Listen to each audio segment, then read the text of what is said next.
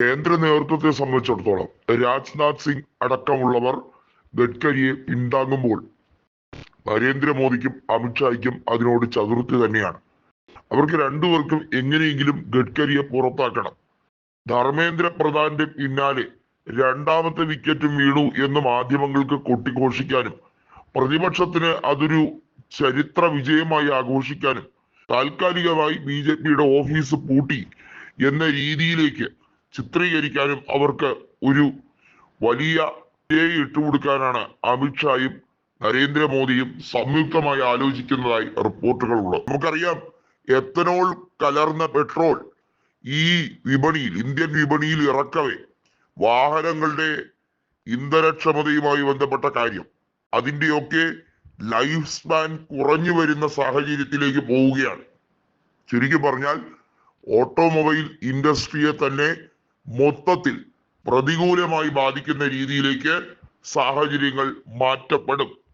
പക്ഷേ അതൊന്നും ഗഡ്കരിയോ ഗഡ്കരിയുടെ മകന്റെ കമ്പനിയോ കൂസുന്നില്ല എന്നുള്ളത് പ്രതിപക്ഷം ശക്തമായി തന്നെ പറയുകയാണ്.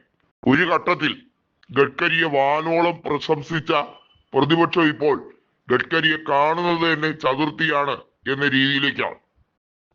ഗഡ്കരി ഒരു ബിസിനസ്മാനാണ്. പക്ഷേ അദ്ദേഹം മികച്ച രീതിയിൽ റോഡുകളുടെ നിലവാരം ഉയർത്തുന്നതിൽ മുഖ്യ പങ്ക് വഹിച്ച ആളാണ് എന്ന് പ്രതിപക്ഷം അക്ഷരം തെറ്റാതെ വിളിച്ചു പറഞ്ഞിട്ടുണ്ട്.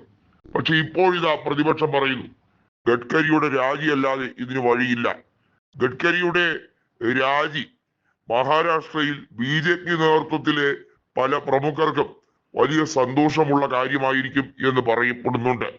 പ്രത്യേകിച്ചും നാഗ്പൂരുകാരൻ തന്നെയായ മഹാരാഷ്ട്രയുടെ മുഖ്യമന്ത്രി ദേവേന്ദ്ര ഗംഗാധർ ഫട്നാവിസ് വലിയ തോതിൽ ഗഡ്കരിയെ എതിർക്കുന്ന വ്യക്തിയാണ്. ഗഡ്കരിയും ഫട്നാവിസും ബ്രാഹ്മണരാണ്. പക്ഷേ ഗഡ്കരിയെ ഒരു രീതിയിലും അംഗീകരിക്കാൻ ഫട്നാവിസ് തയ്യാറാകുന്നില്ല എന്നുള്ളതും എടുത്തു പറയേണ്ടതാണ്. ഗഡ്കരിയെ കേന്ദ്രമന്ത്രിസഭയിൽ നിന്നും ഒഴിവാക്കിയാൽ പല തോതിലും BJP-ക്കുള്ളിൽ അടിപൊട്ടാനുള്ള സാധ്യത മുന്നിൽ കണ്ടാണ് താൽക്കാലികമായി ഒന്നും ചെയ്യാത്തത്. കാരണം ധർമ്മേന്ദ്ര പ്രധാനെ പോലെ അത്ര ഈസിയായി പുറന്തള്ളാൻ കഴിയുന്നതല്ല ഗഡ്കരി എന്ന വൻ സ്രാവിനെ. അതുകൊണ്ടാണ് അമിത്ഷായും നരേന്ദ്രമോദിയും പതിയിരിക്കുന്നത്. കൃത്യമായി പറഞ്ഞാൽ ഏത് രീതിയിലുള്ള BJP-ക്കെതിരെയുള്ള ശക്തമായ ഒരു അറ്റാക്കിന്, അതായത് ഇതുപോലെ അഭിജിത് ദീപിക അടക്കമുള്ള പലരും ജനങ്ങളെ അണിനിരത്തി അറ്റാക്കുകൾ നടത്തിയാൽ പോലും അതിനെയൊക്കെ തരണം ചെയ്യാൻ മോദിയുടെ കയ്യിലെ ചക്രായുധമായി അമിത്ഷാ എന്ന വ്യക്തിയെ ഉപയോഗിക്കാറുണ്ട്. പക്ഷെ ഇപ്പോൾ അമിത്ഷായും വളരെ മുൻകരുതലോടെ നീങ്ങുകയാണ്.